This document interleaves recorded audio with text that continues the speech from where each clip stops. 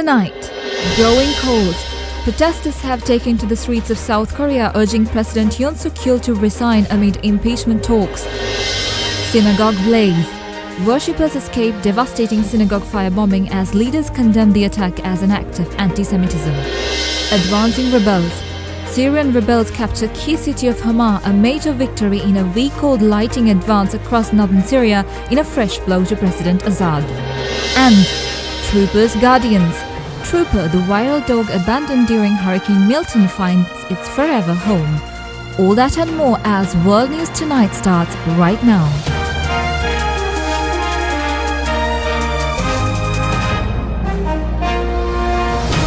This is Derana World News Tonight. A very good evening and welcome to World News Tonight.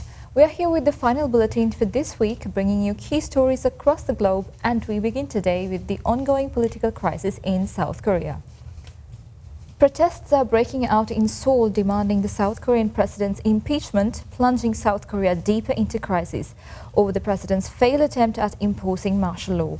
With the situation as such, the head of South Korean President Yoon Suk-yeol's governing party signaled more openness to his removal as president for plunging the key US ally into chaos with a short-lived declaration of martial law reversing his position the day before an impeachment vote. Facing police investigations and an impeachment vote, South Korean President Yoon Suk-yeol remains out of the public eye after shocking the world with his brief failed attempt at imposing martial law here. Since then, protests against him are growing louder. Thousands are joining rallies. They're chanting Yoon Suk-yeol must resign. The crowd, a mix of generations, equally outraged by the attempt to upend democracy. The impeachment vote is set for Saturday, with mass demonstrations expected. For it to pass, would require members of Yoon's own party to vote against him, and it isn't clear that would happen. Already facing allegations of insurrection, the National Police Agency now says Yoon, his former defense minister, and others will be investigated for treason. We're also learning more from hearings underway about the inner workings of the martial law declaration and how it surprised even top military officials. Yoon is not the first president here to face prosecution or even impeachment, but his fate is in the balance, and the political costs are mounting. Worshippers have been forced to flee an Australian synagogue after it was set on fire in what the Prime Minister had condemned as an act of hate. Jewish leaders, politicians and community members have strongly condemned this firebombing arson attack. Beyond the charred ceilings and melted light fittings is something much worse. Walls of damaged holy books and priceless Torah scrolls. Tonight, the people who hold them dear are broken. The synagogue, built by Holocaust survivors, is at the heart of Melbourne's Jewish community. This is more than just a fire, it's a religious attack. Worshippers at a Das Israel synagogue in Ripponlea frantically trying to salvage what they can. Yumi Friedman has been left with a blistered hand. He was one of two worshippers inside the building when it came under attack at 4 o'clock this morning. Firebombs were pelted through the glass, security cameras capturing the moment the blaze erupted. Within minutes, the synagogue was up in flames, taking more than 60 firefighters to control the fire. After months of attacks and protests, this is an extreme escalation in tensions that have been simmering away for more than a year. Attack against the Jewish community, one of the worst in Australian history. The defense treaty signed by North Korean leader Kim Jong-un and Russian President Vladimir Putin in June came into effect after the two sides exchanged ratification documents. The formalization of the treaty comes as the United States and South Korea have accused the nuclear-armed North of sending more than 10,000 soldiers to help Russia fight Ukraine. According to the North State-run media, the Comprehensive Strategic Partnership Treaty went into effect on December 4th as the two exchanged the treaty ratification instruments. The media added that Pyongyang-Moscow bilateral relations based on the defense treaty would be a powerful security device, which it said would promote the well-being of the people from both regions. Following the signing of the treaty, North Korea sent thousands of troops to Russia to support its war against Ukraine. A short commercial break now, more world news on the other side.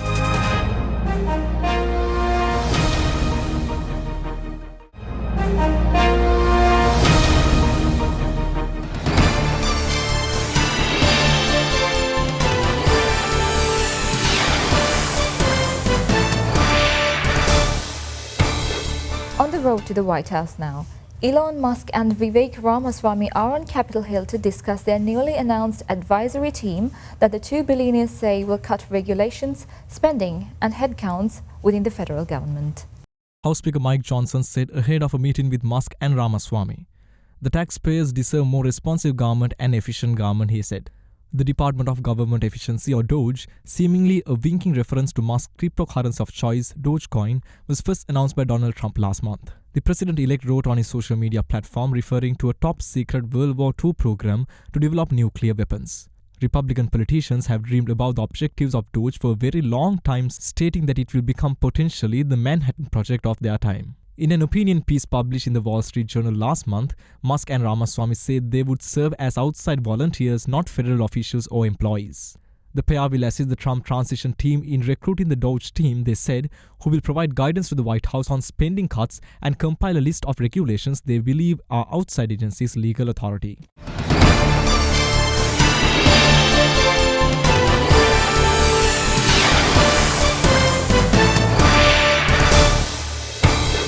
New York police released new photos showing the face of the man suspected of gunning down United Healthcare executive Brian Thompson, with the shooter still at large nearly 36 hours after authorities launched a citywide manhunt to track him down.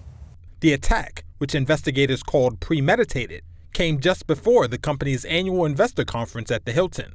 According to police sources, the words deny, defend, and oppose were carved into the shell casings found at the scene, words that evoke the title of a book critical of the insurance industry published in 2010. A New York City Police Department spokesperson would not comment on the report.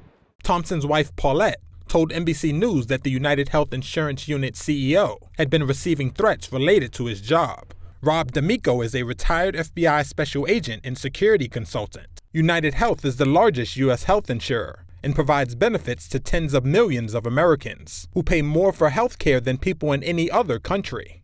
Thompson, a father of two, joined United Health in 2004 and became the CEO of United Healthcare, a unit of United Health Group, in April 2021. An earthquake with a magnitude of 7.0 struck just off the coast of North California, rattling a large area along the coast. The earthquake triggered tsunami warnings, causing damage in the area. Disaster warning sending shockwaves along the Pacific coast. A 7.0 earthquake striking Northern California, knocking bottles to the floor and doors off their hinges. Here, littering supermarket aisles, making waves in swimming pools. This is a big one, guys. And bringing fears of a tsunami. NOAA issuing a tsunami warning for hundreds of miles of coastline stretching from California's Bay Area to southern Oregon. The potential of devastating flooding forcing evacuation orders in California cities like Berkeley and Half Moon Bay. Residents ordered to move inland immediately. The tsunami warnings lifted a few hours after the quake. Today's quake coming nearly 2 years to the day after a 6.4 struck the same area in Humboldt County. 2 died and several buildings were damaged. Amnesty International accused Israel of committing genocide against Palestinians in Gaza since the start of the war last year, saying its new report was a wake-up call for the world. The London-based rights organisation said its findings were based on satellite images documenting devastation, fieldwork and ground reports from Gazans, as well as dehumanizing and genocidal statements by Israeli government and military officials. A damning report which casts the state of Israel in a negative light, a pattern of conduct the rights group says cannot be explained by recklessness. The assessment from the London-based human rights organisation, which came after months of analysis, was welcomed by Palestinian officials. And on the ground in Gaza, residents said it served as proof the war was more than a fight with Hamas. Israeli officials have slammed Amnesty's findings, calling them deplorable and entirely fabricated. The country alleging it's defending itself in accordance with international law. Amnesty International is calling on states who support the ICC's arrest warrant on Russian President Vladimir Putin to do the same for Benjamin Netanyahu, arguing double standards cannot exist in the implementation. Syrian rebels have taken the city of Hama just a week after they managed to capture Aleppo. And its advance to Hama marks another massive blow to President Bashar al-Assad and the Syrian army. Syrian rebels celebrate after capturing Hama, the second major city they've taken in their week-long advance. And they have a message for Syria's president. The anti-Assad fighters were joined by Hama residents. The rebel forces freed prisoners from Hama's central jail. And families were reunited. A rebel video filmed on the city's outskirts purportedly shows an abandoned Syrian army site. But Syria's defence minister says his country's troops are ready to act. The United Nations is calling for all parties to revive a UN-facilitated process to end the bloodshed. An hour and a half away, the city of Aleppo is adjusting to the new reality.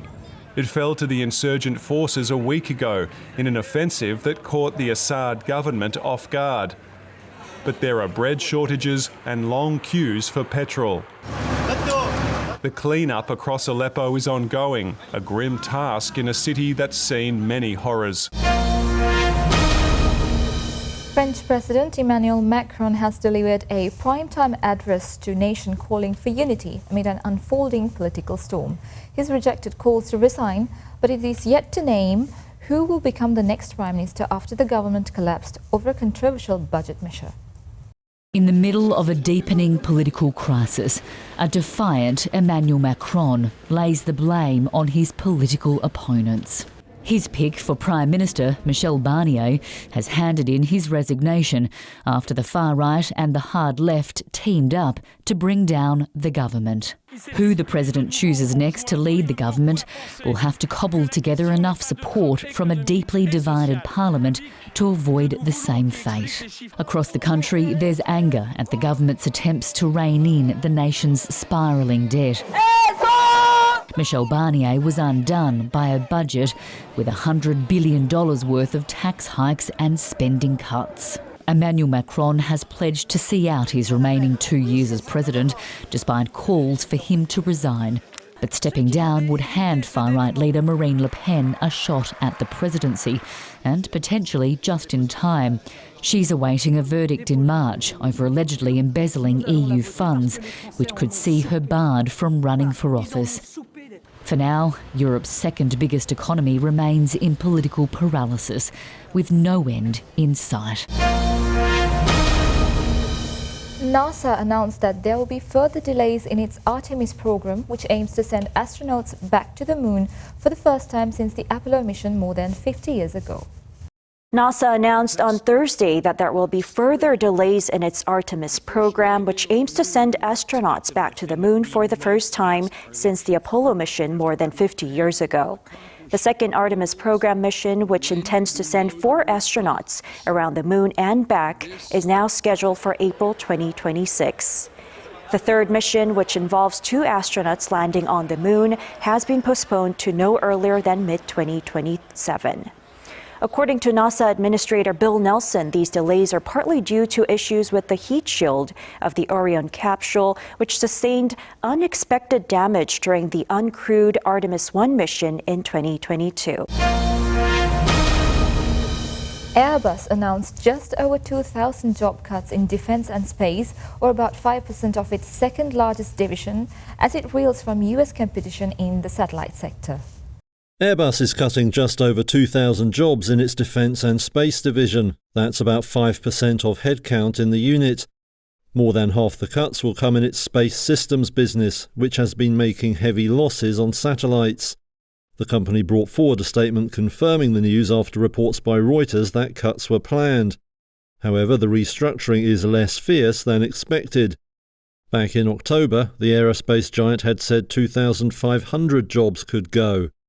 Now it says the new plan will involve no compulsory redundancies. The cuts will be spread across the firm's 4 host nations: France, Germany, Spain and the UK. Airbus says the relevant governments have been briefed on the plan, which is part of a restructuring dubbed Proton. The space business has been a growing problem for European firms, which have specialised in large, complex satellites. They've been caught out by the move to smaller, cheaper orbiters, like those used by Elon Musk's Starlink space internet business. France's Thales is also in talks with unions over cuts to its space unit, that it would join forces with Airbus and Italy's Leonardo to build a European rival to Starlink.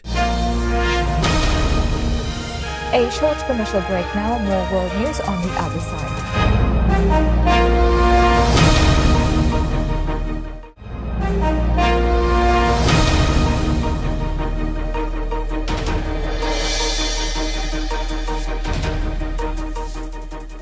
Welcome back. Over in Sweden, December isn't just a time for year-end celebrations. It's also the season to honor the year's Nobel Prize laureates during the highly anticipated Nobel Week. Have a glimpse of what's in store for this year's Nobel Week, which started today. For the greatest benefit to humankind. Those are the words of Alfred Nobel, the founder of the Nobel Prize, the prestigious accolade that has for over a century honored outstanding achievements in science, literature, and peace work. Every December, Nobel Week celebrates that year's laureates in Sweden, Alfred Nobel's home country. This year's Nobel Week runs from Friday to next Thursday. There is plenty to enjoy leading up to the award ceremony on December 10th. Starting at the Nobel Prize Museum, there is the Nobel Creations exhibition.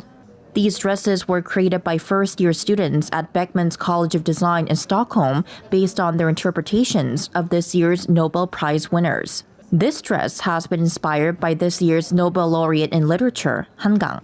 Outside, the Nobel Week Lights Festival will bring a festive glow to the week with 16 light installations by artists, designers, and students from Sweden and abroad, illuminating Stockholm from December 7th to 15th. As for Hangang, she will make a press appearance at the Nobel Laureate in Literature press conference on Friday afternoon, local time. Her schedule also includes visiting local elementary schools to meet students and teachers, discussing her work at the Nobel Reading event, and of course, attending the Nobel Prize award ceremony and banquet. And finally tonight, Trooper, an abandoned dog who went viral after being tied to a fence during Hurricane Milton, has found a new home. Let's go through Trooper's journey. As Hurricane Milton barreled towards Florida in October, this video of an abandoned dog left tied to a fence along I-75 went viral. It's okay, buddy. It's okay. A Florida Highway Patrol trooper rescuing the bull terrier from chest-high floodwaters. It's okay. The dog ended up in the care of the Leon County Humane Society, naming him Trooper. The shelter says in the first week, more than 500 inquiries were made from people hoping to give Trooper that happy ending and a new home. But one in particular stood out above the rest. The email came from Frank and Carla Spina, dog lovers familiar with the breed, who had also recently said goodbye to their own beloved bull terrier, Diesel. The day came for the couple to meet Trooper, and it couldn't have gone any better. One potential hiccup, Trooper's fear of men after abuse by a previous owner. But Frank didn't faze him. Another wag of the tail came when it was time to meet their other dog, Dallas. And with that, we wrap up today's bulletin. We'll be back on Monday with the latest updates from around the world. Stay tuned as we've got Anuradhi Vikramasinghe joining you next on the Nightly Business Report. Thank you for watching and have a great weekend.